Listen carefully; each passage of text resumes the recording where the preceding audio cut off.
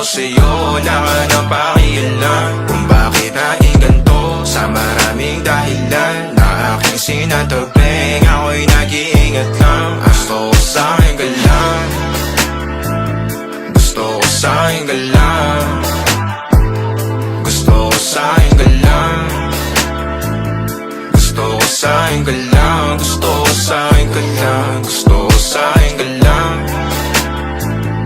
gusto ko sa'kin ka lang, gusto ko sa'kin ka lang, gusto ko sa'kin ka lang, gusto ko sa'kin ka lang, gusto ko sa'kin ka lang. Sila sa'yo, ako pa din ang paboritong ka na ko muna sandali o hanggang ngayon. Di mapalagi sa mga tanong, saan ba patungo? Hanggang dito na lang bang andyan ka na lang pagkakailangan ng amat? Yan na mahirap malulong pag ako kaharap utak mo nandoon. Saan napunta?